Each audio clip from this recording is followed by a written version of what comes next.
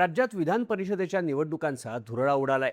पण दुसरीकडे कोल्हापुरात मात्र गोकुळ दूध संघाच्या निवडणुकीचं वातावरण तापलंय. गेल्या 3 महिन्यात गोकुळमध्ये अनेक घडामोडी घडल्या. गोकुळ उत्पादनांच्या हलाल सर्टिफिकेटच्या मुद्द्यावरून राजकारण झालं, तर गोकुळमध्ये वाढलेल्या 1200 सभासदांचा वाद कोर्टात गेला. आता गोकुळमध्ये SIR प्रक्रिया आल्याची सुद्धा चर्चा होते. गोकुळमधून तब्बल 427 संस्थांना मतदार यादीतून वगळण्यात आल्यानं यावरून गोकुळच्या निवडणुकीत मोठं राजकारण होत असल्याचा आरोप होतोय. 2021ला महाविकास आघाडीत एकत्र असलेल्या सतेज पाटील आणि हसन मुश्रीफ यांनी गोकुळच्या निवडणुकीत बाजी मारत महाडिकांची 25 वर्षांची सत्ता उलथून टाकली होती. पण आता हसन मुश्रीफ महायुतीत असल्यामुळं बंटी पाटलांच्या विरोधात महायुतीचे सगळे नेते एकत्र आले. गोकुळवर सत्तेसाठी स्वतः मुख्यमंत्री देवेंद्र फडणवीसांनी सगळ्या नेत्यांना एकत्र येण्याच्या सूचना केल्याचं सांगण्यात आलं. त्यामुळे बंटी पाटलांसाठी ही निवडणूक अवघड झाली आहे. पण महायुतीची ताकद जरी कागदावर दिसत असली तरी महायुतीत अंतर्गत वाद असल्याच्याही चर्चा आहेत. त्यामुळेच त्यांच्याकडे नेते असले तरी शेतकरी माझ्या बाजूने आहे, असं बंटी पाटील यांनी सांगितलंय. या सगळ्यामुळं गोकुळ दूध संघाची निवडणूक आता चांगलीच रंगात आल्याचं पाहायला मिळतंय. गोकुळ दूध संघाच्या निवडणुकीत नक्की काय घडतंय, या निवडणुकीत कोण कशी ताकद लावतंय, पाहूया त्या व्हिडिओमधून. नमस्कार, मी शार्दूल आणि तुम्ही बघताय पोल व्हिडिओ. 4 मेला गोकुळ दूध संघाच्या संचालक मंडळाची मुदत संपल्यानंतर तिथे प्रशासकांची नियुक्ती करण्यात आली होती. गोकुळ दूध संघात 1200 संस्था वाढल्यामुळे त्याची चौकशी करण्यासाठी गर्जना संघटनेचे नेते प्रकाश बेलवाडे यांनी हायकोर्टात धाव घेतली. त्यावर मुंबई उच्च न्यायालयाच्या कोल्हापूर सर्किट बेंचनं 1200 संस्थांच्या चौकशीनंतर निवडणूक घेण्याचे आदेश दिले होते.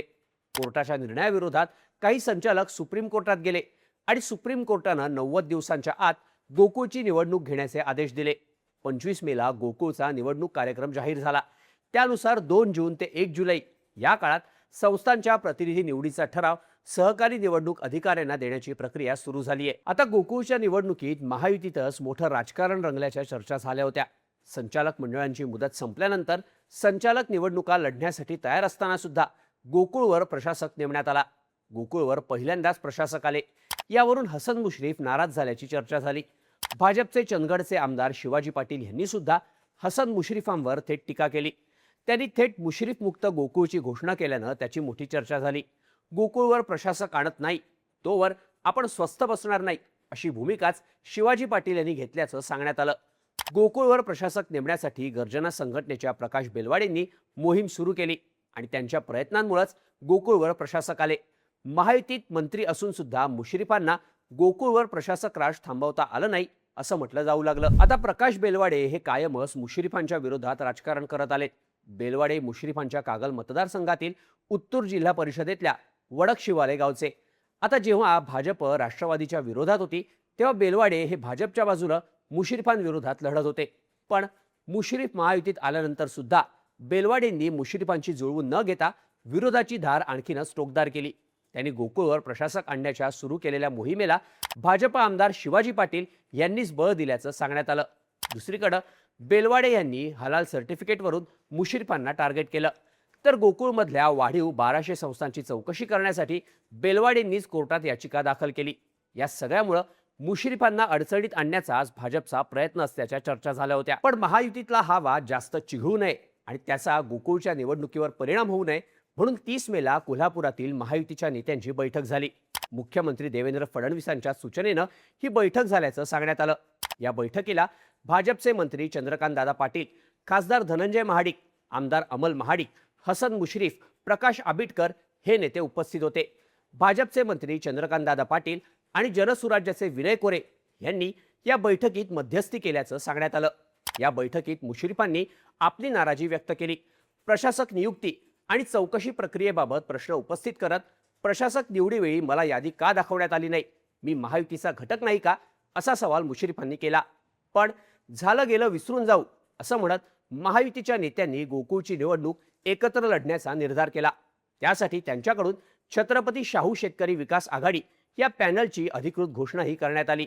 खासदार धनंजय महाडिक यांनी सुद्धा महायुतीची ताकद एकत्र झाल्यामुळे बंटी पाटील यांचा 25-0 ने धुव्वा उडू असं जाहीरपणे सांगितलं. पण ही एकी झालेली असतानाच 1 जूनला प्रशासकांनी गोकुळमधील 427 दूध संस्थांना अपात्र ठरवलं. संबंधित संस्थांची निवडणूक प्रक्रिया नसल्यानं दूध संकलन कमी असल्यानं या संस्था अपात्र ठरल्या. मुख्य म्हणजे या संस्था चौकशीच्या फेऱ्यात असलेल्या 1320 दूध संस्थांपैकी नसून या अतिरिक्त संस्था होत्या. तसंच या संस्थांमधील काही संस्था या मुश्रीफ आणि त्यांच्या कुटुंबियांच्या नावानं काढलेल्या संस्था होत्या.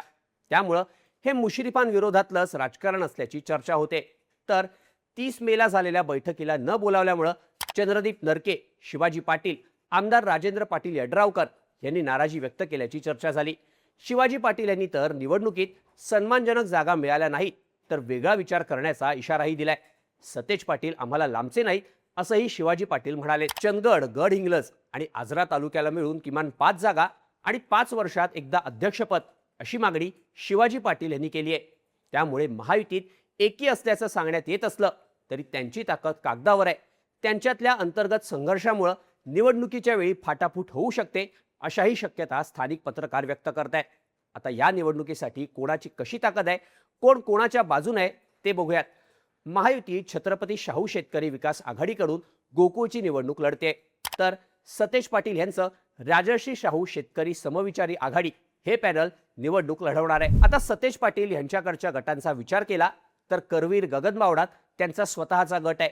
राधानगरीत एवाय पाटील, बुदरगडमध्ये राहुल देसाई, सत्यजित जाधव, चंदगडमधून गोपाळराव पाटील, आजऱ्यात अंजना रेडेकर आणि शिंपी गट, शाहूवाडीत सत्यजित पाटील, हातकणंगलेतून माजी मंत्री राजूबाबा आवळे, शिरोळमधून गणपतराव पाटील, राजू शेट्टी आणि अनिल यादव, पन्हाळ्यातून अरुण नरके गट असे गट सतेज पाटील यांच्या सोबत राहतील असं सांगितलं जात आहे.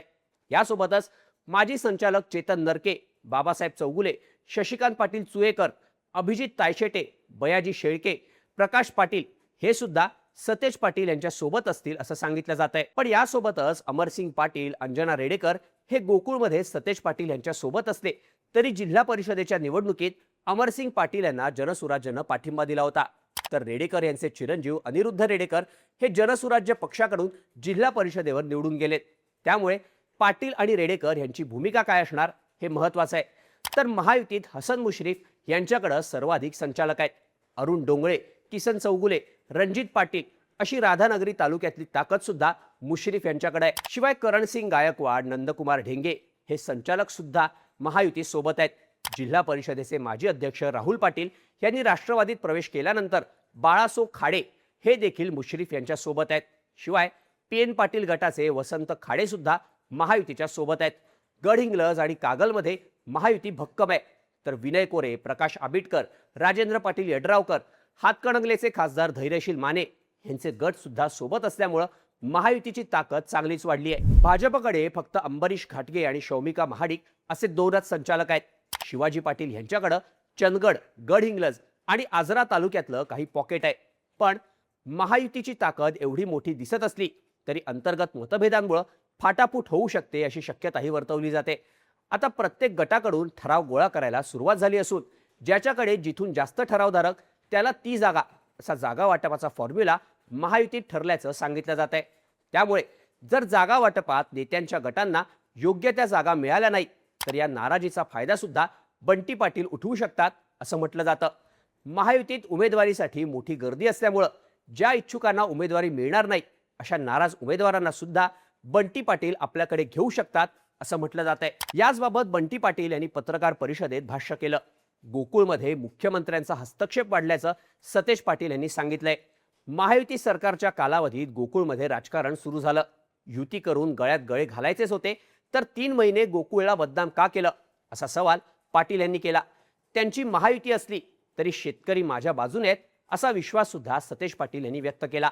दरम्यान हलाल सर्टिफिकेटचा वाद, संस्थांची नावं वगळणं, गोकुळची झालेली बदनामी यामुळे गाव पातळीवर शेतकऱ्यांमध्ये संतापाची लाट असल्याचं सांगण्यात येत आहे. त्यामुळे सतेज पाटील यांची सत्ता उलथून टाकण्यासाठी महायुतीतले सगळे नेते एकत्र आले असले तरी बंटी पाटील त्यांना चांगलंच आव्हान देऊ शकतात असं म्हटलं जात आहे. गोकुळच्या या निवडणुकीबद्दल तुम्हाला काय वाटतं? इथे महायुती बाजी मारणार की बंटी पाटील बाजी पलटवणार? याबद्दलच्या तुमच्या प्रतिक्रिया कमेंट करून नक्की सांगा आणि अशाच माहितीपूर्ण व्हिडिओसाठी बोल भिडूच्या YouTube चॅनलला सबस्क्राईब करायला विसरू नका.